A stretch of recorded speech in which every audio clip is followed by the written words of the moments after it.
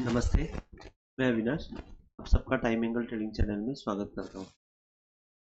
Last week में मैंने equinox day का लो गेम चेंजर रहेगा करके हेडिंग डाला था और उसका उसने इम्पोर्टेंस भी दिखाया।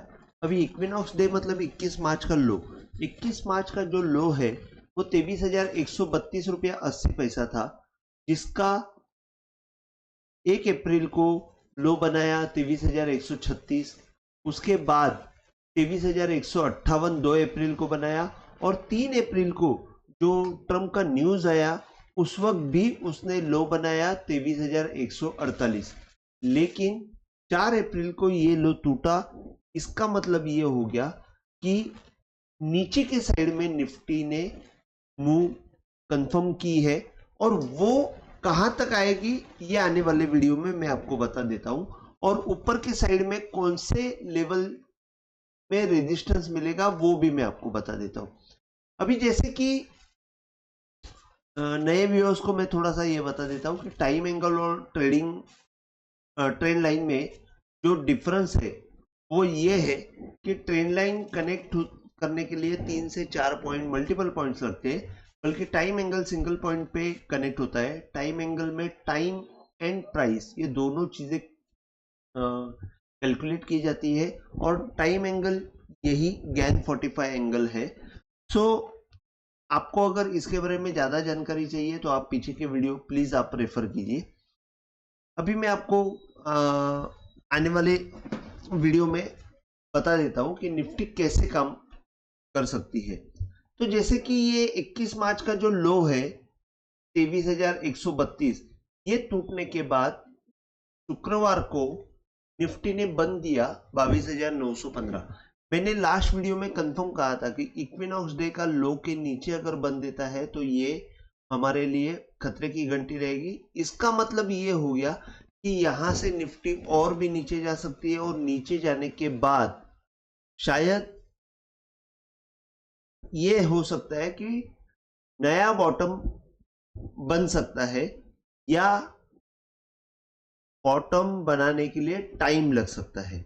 अभी जैसे कि मैंने पहले बताया था कि 21 मार्च या 21 जून ये 2 दिन में 2 दिन के आसपास बॉटम बन सकता है। अभी 21 मार्च के यहाँ पे बॉटम बनने के आसार बहुत अच्छे थे, जहां से यहाँ पे 4 मार्च 5 मार्च या 18 मार्च से लेके आप 17 मार्च से पकड़ लो कि यहाँ से मूवमेंट शुरू हो गई थी।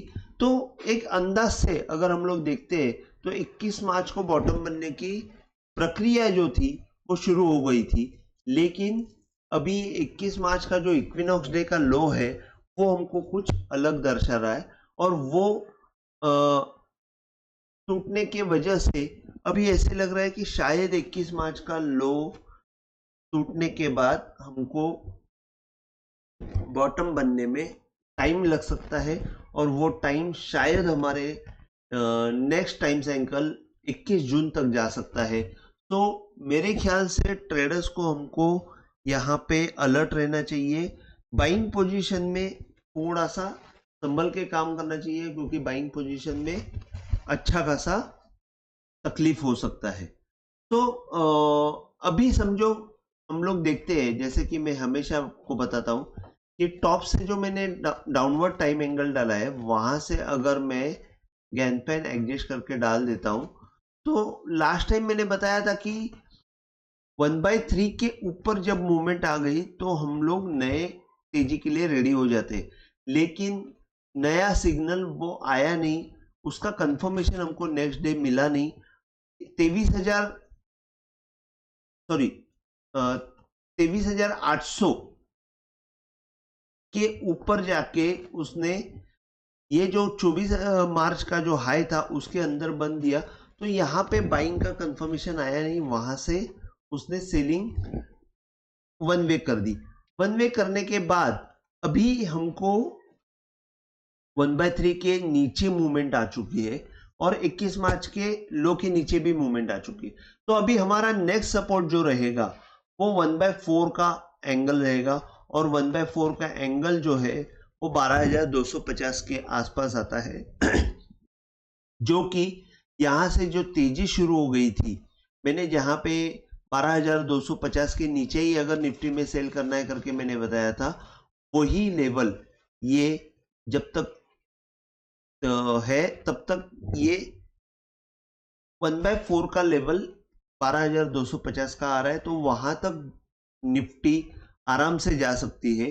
250 के बाद हमको थोड़ा सा लो टूटने का डर रहेगा और फिर वहां पे हमको अलग तरीके से देखना पड़ेगा कि निफ्टी कहाँ पे सपोर्ट ले सकती है। तो उस वक्त फिर हम लोग रिव्यू करेंगे अगले हफ्ते में। अगले हफ्ते में रिव्यू करने के लिए पहले हमको सिर्फ इतना ही देखना है कि 12,250 ये लेवल टूटता है क्या, और अगर टूटता है तो 21,800 965 का जो लो टूटा है, लो बना है, उसके नीचे मूवमेंट जाती है क्या, ये दो हमको लेवल्स हमको देखनी है। तो फिलहाल ऊपर की साइड में अगर हम लोग देखते हैं तो दो रेजिस्टेंस की लेवल रहेगी। एक लेवल है जो इक्विनॉक्स डे का लो है 23,130 का, और दूसरा जो इक्विनॉक्स डे का हाई है 23,405। मतलब जब तक 23,450 के ऊपर जब तक बैंक निफ्टी क्रॉस नहीं होती तब तक हमको तेजी की मूवमेंट मिलने वाली नहीं है। 23,450 ये हमारे लिए बहुत अच्छा रेजिस्टेंस पॉइंट रहेगा। वो जब तक टूटता नहीं तब तक हमको ऊपर की तेजी मिलेगी नहीं। ये लंबा व्यू मैंने आपको बता दिया है। अब ये मैं आपको बैंक निफ्टी में बता देता हूँ। कंपैरेटिवली बैंक निफ्टी ने बहुत अच्छा मूवमेंट दिया हुआ है। 1/3 के ऊपर क्लोजिंग देने में वो सफल भी रहा, लेकिन उसमें कंफर्मेशन नहीं आया। तो अगेन बैंक निफ्टी में अगर हमको सपोर्ट मिला तो 50,000 के आसपास मिल सकता है। 1/3 शायद मंडे के फोर्स में टूट सकता है, और अगर नीचे जाता है तो हमको 50,000 के आसपास बैंक निफ्टी में सपोर्ट मिल सकता है।